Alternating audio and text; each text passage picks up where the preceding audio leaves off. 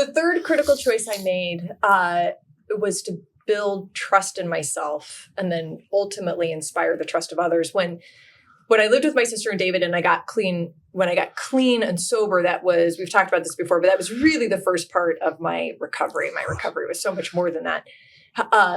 But at that time, I didn't know that I could trust myself outside of the construct and the safety and the boundaries that my sister had created for me. And I didn't think I could ever inspire the trust of anyone else.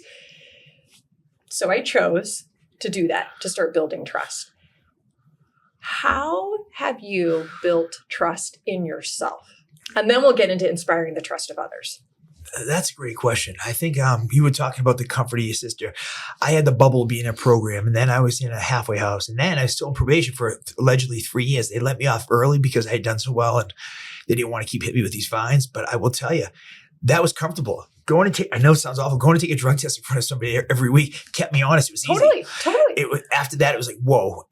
What happened was I worked hard during that time, and I worked with a good sponsor, and we did a lot of 12-step work. And by the time I was off probation, I had a pretty clear head. I was dialed in. And so I think it's when you're in that bubble that you have to really work on yourself. And because at the end of the day, it's between you and God. And you got to stay away from relationships, and you got to stay away from all the nonsense. Really, that's hard because addicts were codependent. I used to bounce. I used to call it replacement therapy, and because I didn't have it in me to be alone. And now I have that in me, and it's nice to be able to have the peace of mind to be okay alone, or to just focus on being a dad.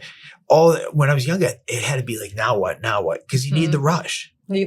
Totally. And we're in sales too. Yeah. So let's just call it for what it is. That totally plays into to our need for the rush.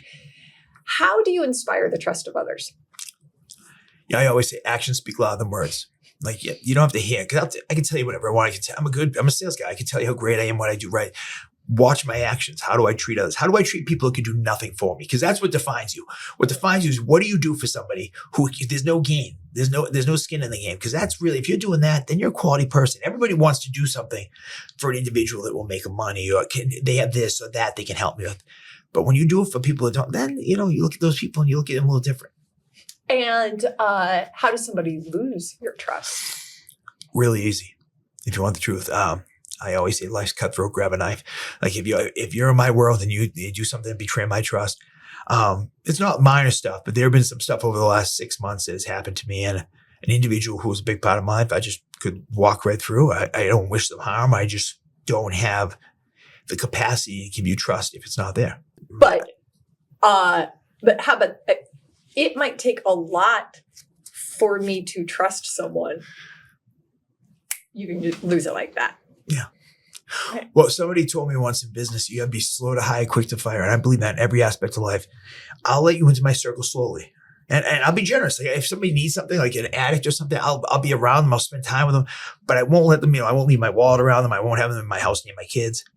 But once you're on the inner circle, you screw up, you're gone. I have 2 kids to protect, and I got my recovery to protect. In a business, I got way bigger things on my plate than somebody. And it doesn't have to be somebody who could be an addict or somebody who might have a criminal record. It can be somebody in inside life that you're supposed to trust and be able to rely on. And next thing you know, they're stabbing you in the back. Yeah. Right. And sometimes that's like the worst because it's not even expected. All right. I want to go back to you building trust in yourself and you inspiring the trust of others. So I am a big believer in do the little things great and great things happen. Just because that's the only way that I've been able to actually create the life that I have is through the little things. Yeah. Is there a little thing that you do consistently that has made an impact on building trust? I think there's 2 things I do every day. I start my day, and the way I start my day is it's a few things, but I always make my side of the bed, because you always want to keep your side of the street clean. I'm not gonna lie. If my wife doesn't make her side, that's her lesson to learn. I used to do it. Then I'm like, what am I doing? I work full time. So I make sure I always make sure my side of the bed. I roll out of bed. I pray to a God that I believe in. I'm not only religious as we talked about, but there's something out there, I think.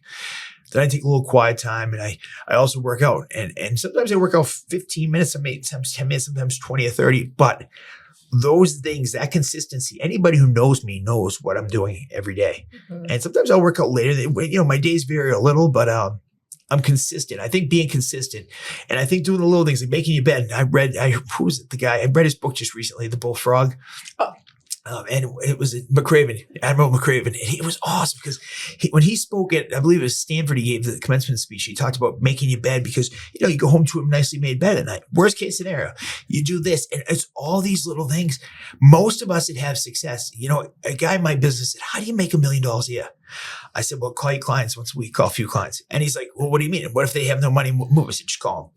And he's like, well, and I said, you give me so many wells, you have far more time in your day because you're not nearly at my level. But you can't make the calls. I make those calls.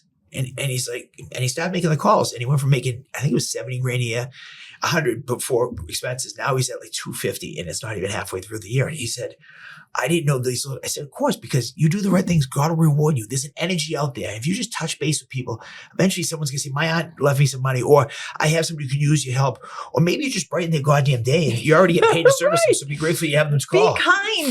Do something for them. I know. Oh, and the other thing you and I talk about that I'm just going to roll into this is how often we hear, I don't have time. I don't have time. I don't have time. But it's not about time. It's about choices. And you make the choice of those little things that you said that you do consistently, but you make the choice of calling your clients and calling those people and being proactive and making it consistent. So let's be clear. We can't make time, but we can make choices.